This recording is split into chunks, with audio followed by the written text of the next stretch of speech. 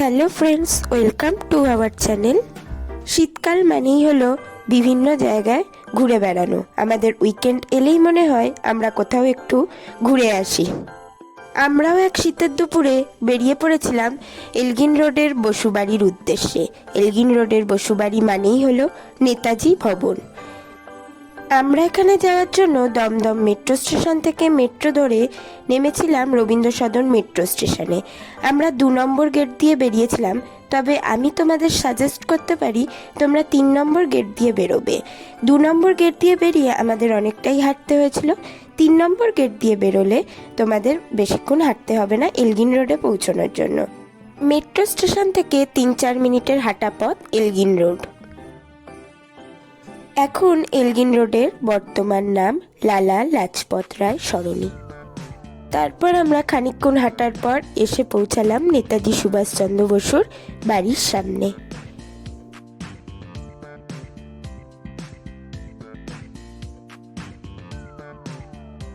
নেতাজি সুভাষচন্দ্র বোসের এই বাড়ি থেকেই ঘটে মহানিষ্ক্রমণ পুলিশের চোখ এড়িয়ে 16-17 জানুয়ারি রাতে 1941 সালে।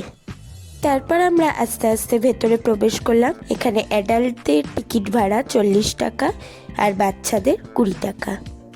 এখানে দয়া করে সঠিক ভাড়া দিয়ে ভেতরে প্রবেশ করবেন, কারণ এই 40 টাকা আর 20 টাকা ভাড়াটা এমন কোনো বেশি ভাড়া নয়। আপনাদের এটা বলার একটাই কারণ, আমাদের একটা এক্সপিরিয়েন্স আপনাদের সাথে শেয়ার করি। এখানে একটা বাচ্চা এসেছিল যার বাবা মা বলছিল তার বয়স নাকি 5 বছর হয়নি, কিন্তু বাচ্চাটা বলছিল তার বয়স 7-8 বছর হয়ে গেছে। দয়া করে বাচ্চাদের সামনে এরকম মিথ্যে কথা বলবেন না, কারণ তারা এখান থেকেই কিন্তু শেখে বড় হয়ে মিথ্যে কথা বলা। এখানে একটা নেতাজি সুভাষচন্দ্রের বুক শপ আছে। আমরা এখান থেকে একটা বুক পারচেস করেছিলাম, যার নাম নিয়েছিল 450 টাকা। বসুবাড়ি শিশির কুমার বসুর লেখা এই বইটি আমরা নিয়েছিলাম এখান থেকে। চলুন এবার ভেতরে প্রবেশ করা যাক। এই গাড়িটি তখনকার দিনের অডি, যার দাম ছিল 4235 টাকা। এই গাড়ি করেই নেতাজি পাড়ি দিয়েছিল মহানিষ্ক্রমণের পথে পুলিশের চোখ এড়িয়ে 1941 সালে দেশকে স্বাধীন করার জন্য।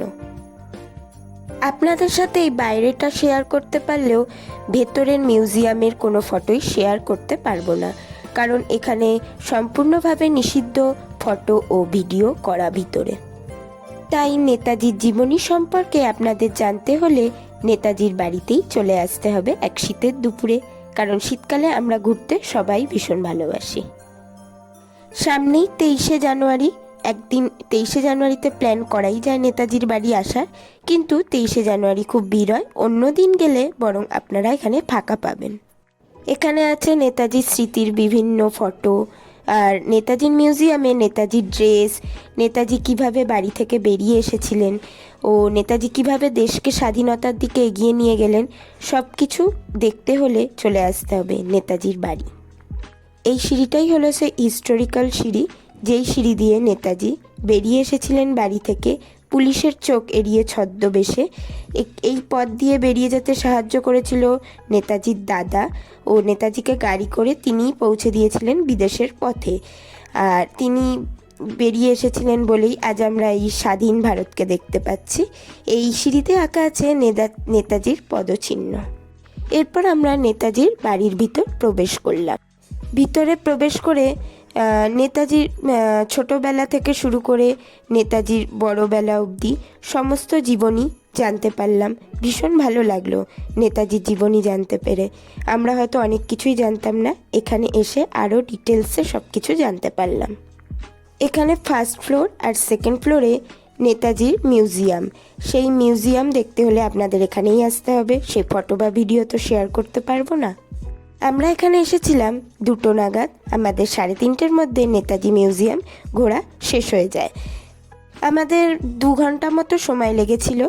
আপনাদেরও এরকম কোনো অল্প সময়ের প্ল্যানিং থাকলে নেতাজির বাড়ি একদিনের জন্য ঘুরে যেতেই পারেন।